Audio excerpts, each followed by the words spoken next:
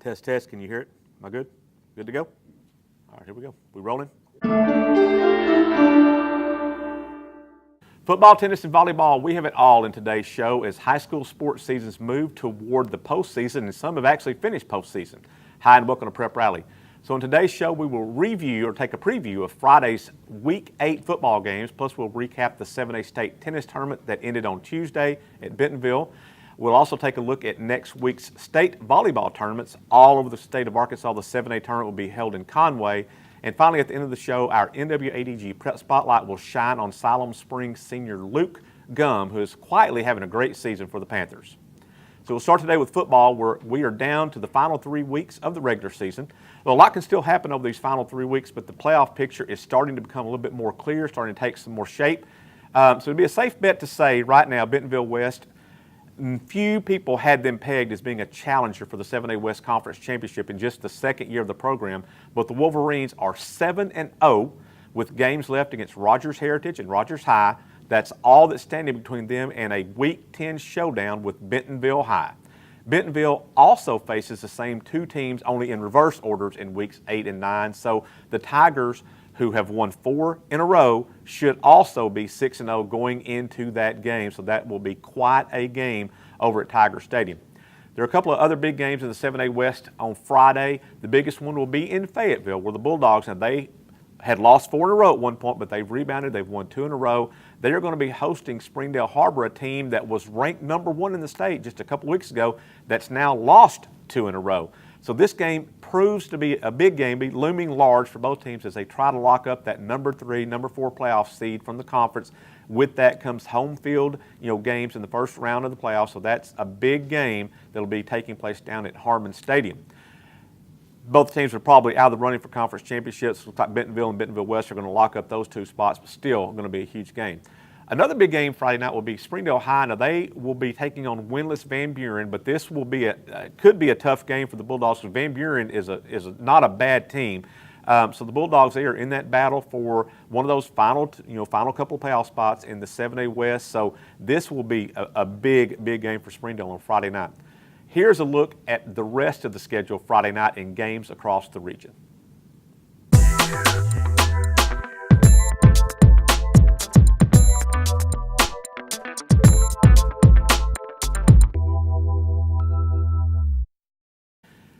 So we're now joined by Mr. October, Rick Fires, for his Rick's Pick Stone Cold Locks of the Week. Shouldn't he be here sitting at this time? And now we're joined by Mr. October, Rick Fires. Rick is here for his Stone Cold Locks of the Week with Rick's Picks. So last week, Rick, you were on the money with that Pea Ridge win over Prairie Grove. And the Black Hawk student section, they showed you some love at that game, didn't they? Yeah, go!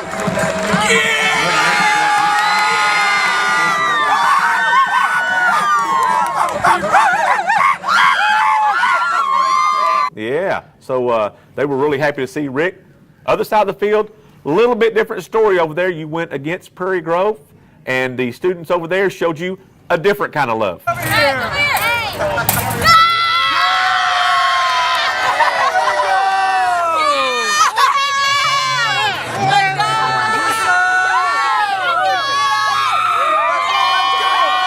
Yeah, they love me with a lot of popcorn, and it's all fun. They're not used to losing, and they played it pretty well. I think they'll bounce back this week and get them a win. Popcorn did give you kind of a silky, manageable hair this week, though. Yeah, I like that. I might market that if I were you. Yeah. So here we are with Rick's Picks.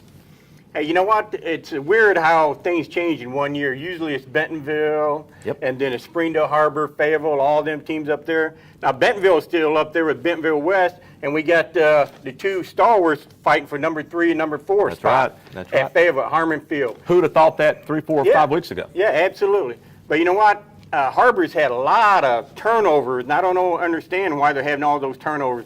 But I think they have probably played a cleaner game. I'm going to take Harbor in that game. But most of the big games to me are in the lower classes. Exactly. This week's a big week for the lower classes, 4A, 3A, 4A, 5A classes. Absolutely. In about 20, 30 years doing this, one of my favorite rivalries is Alma and Harrison. Absolutely. Especially when Frankie Vines and Tommy Tice were leading both the teams. Now, Alma's playing at Harrison up there at Crooked Creek, where Right. a lot of weird things happen this time of year. Exactly. But I Tough think, place to play. Yeah, tough place to play, but I think I'm taking Alma in this game. Okay. Let's go to 4A. Dardanelle and Boonville. We kind of, that's a huge game. Big Both one of in the 4A4. Both of them are 6-1, 4-0. Now, we kind of got a little news today that Boonville's starting quarterback, Brandon Ulmer, may not play. Well, that would be a big loss for them. He's, Yeah. You know, he absolutely runs that offense. Absolutely. He's a great player, and a little sophomore, even Schlinker, did a good job last week. But, man, Boonville really needs Ulmer, their starting quarterback, in this game. But you know what? I'm going to go ahead and pick Dardanelle just because I like saying the Sand Lizards. That's a great mascot. One of the greatest mascots in this state. Ever. Sometimes you just got to go with just something like that. It's not all about X's and O's. I'm going to Sand Lizards. Class 3A, Atkins and Charleston. That's another big game. Charleston 7-0, 4-0. Atkins 6-1 and 4-0. I'm going to go with Charleston based on 3 words. You know what they are? What are they? Let me tell you. Sean Michael Flanagan. Those are 3 big words. Yeah. That's a mouthful. That's a mouthful. He's a committed Razorback. He returned to opening kickoff last week. He'd been injured, missed like 3 games. He had a great game. Well, that's a news bulletin there that somebody actually kicked off to him. Actually kicked off. Yeah, I think I'd rather, kick it out of bounds and put it on the 35. yards. Yeah. I'd do it 3 times and let What him I have would it do. at the 50-yard line. Absolutely, whatever. Just keep his hands off of it. So that's a big game right there, and I'm probably going to go Charleston in that game because I think Charleston is headed back to make another big threat in the state in Class 3A. And in Class 2A, this is really kind of odd. We got to mention this. Mountainburg is playing at Hackett, and you're going to say They've already played once. they've already played. Yeah, absolutely. But they played twice. The first game in week 3 was for conference play. Now they're playing again for non-conference. And the reason they do that because Union Christian led the league, and yes. they're in Oklahoma or Kansas, maybe Iowa. They went somewhere else. Does this win go in like a 3rd column or a 4th column over there? Nah, maybe? I think they just played for the stretch run. Okay. Just so they don't have off. But let's see. I think I'm good. Let's see. Mountainburg won that game, kind of a shootout, 33-30 at Mountainburg. I think Hackett's going to get them this time down at Hackett, and they'll get ready for the stretch run. That'd be a good win for them. The Hornets. And, yep, I'm going to go Hackett because, as we all know, it's hard to keep a good dragon down, right? That's right. You know what I Especially in learned Game that- of Thrones. Yeah. I thought it was Lord of the Rings, that Frodo guy or whatever it was. Same thing. Probably the same people. Yeah, probably the same people, same cast. So that's about 4 or 5 games I gave you right there for week 8 of Rick's Picks. There you have it. Rick fires. He brings it every single week. Missed October because I swing and miss during fall ball practice. Ready? 7A West Conference wrapped up the regular volleyball season on Tuesday. Bentonville High, they claimed the #1 seed going into the state tournament next week in Conway, so they'll be a #1 seed. They drew a first-round bye. Surging Springdale Harbor, they've won 11 consecutive matches. They earned the #2 seed. They will also get a first-round bye next week in that 7A state tournament, so congratulations to them. Fayetteville, they're defending state champions. They are the #3 seed in the conference, and they will open play on Tuesday. The state tournament will start on Tuesday down in Conway. Semifinals will be Thursday. And keep in mind, the finals for all classifications will be moved to Hot Springs next Saturday. And Northwest Arkansas teams will surely have representatives there like we have had every year. So not only has volleyball wrapped up its regular season, but tennis wrapped up its state tournament play. On Monday and Tuesday, they played over at Memorial Park over in Bentonville. And the Fayetteville girls, they rolled to their first state team championships since 1982. Mary Houston, she absolutely blew away all 3 of her opponents on the court. She did not lose a single game in state tournament play. She won all 3 matches, 6-0, 6-0, 6-0, 6-0, 6-0'd it all the way through. So absolutely dominating performance by her. Bentonville West, they finished second on the girls' side in the team standings behind Fayetteville. And on the boys' side, it was all about Little Rock Catholic as they won their 3rd straight state team championship. Paul Boyd covered the tennis tournament for the Northwest Arkansas Democrat-Gazette. Let's go see what Paul has to say right here. And your champions for 2017 from Fayetteville High School, the girls. Talk about was it a tangible thought from you putting the lineup together earlier this, flipping Capelli into doubles and then Mary into singles, and man, it seemed to work. It did, and I'm sure glad it did. It's one of those things that we just wanted to try a little bit different. Mary is a very up-and-coming singles player, and just thought that having the two seniors together playing doubles, they would just mesh, and they did all year long. So yeah, it ended up working out. Luke Gumm, he was ready to give up football as a sophomore. He was 5'0", 130, and he just really at the time, this is a couple years ago, wasn't sure that football was like really in, part of his future.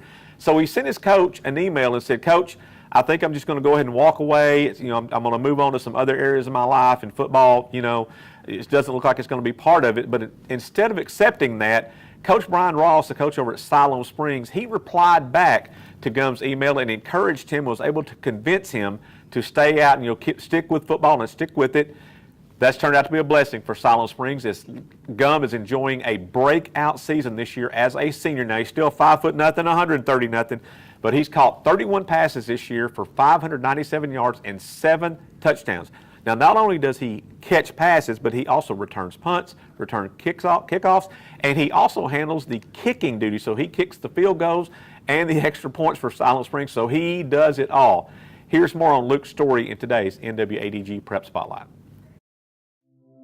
I was born in Ethiopia, like you said. I lived there till I was 8 about, and then Christmas of 2008 I got adopted. And then we moved to Phoenix, where we lived for about 5 years, I think. And then my mom got a job out here, and then we moved out here in summer of 14. Yeah, I think Luke's transition to coming into our family and living in the U.S. Was probably a lot helped by his personality. He's just kind of a super laid-back guy. It takes kind of a lot to ruffle his feathers, and he makes friends easily, so that kind of helped him get friend groups, and the football helped with that. When we moved to Siloam Springs as a freshman, the fact that he was starting the summer being part of the football team kind of made that transition for him easy too, since he has friends, right away when school started. I remember Coach Johnson told me about Luke moving in, and that he hadn't played a whole lot of football, but it didn't take long for us to see that he had a little ability. He had good hands and he could run a little bit. So we thought there was a future for him, if he would stick with it. I'd seen some high school games, and I thought it was just really awesome. And then I seen on TV all the commercials and everything, all the superstars. It's oh dang, I want to be like that someday. So. He's always been super athletic. He's played basketball, he's played baseball, flag football, everything he's done in athletics, he's been very successful. So when he first started expressing that love of football, I knew that it was something that he would probably excel at. Like a lot of sophomores, I'm sure we're a little apprehensive about moving up and playing in senior high, but he said he wanted to focus on his faith and really make that a big part of his life, and I can appreciate that. I think I just told him that you can share your faith no matter what you're doing, and in a lot of ways you can really have an impact just on those around you. For more on this story, Graham Thomas will have a feature in Friday's Northwest Arkansas Democrat-Gazette. And for more prep coverage all around, be sure and go to arpreps.com, where we have updates daily with blogs, stat leaders, notes, all kinds of things all week long at arpreps.com. So that's it for today. Thanks for joining us, and we'll see you next time on Prep Rally.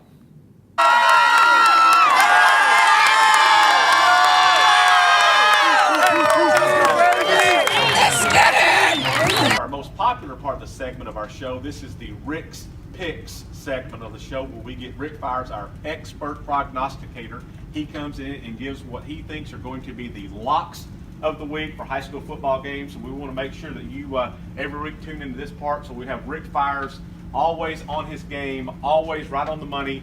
Now we go to Rick Fires.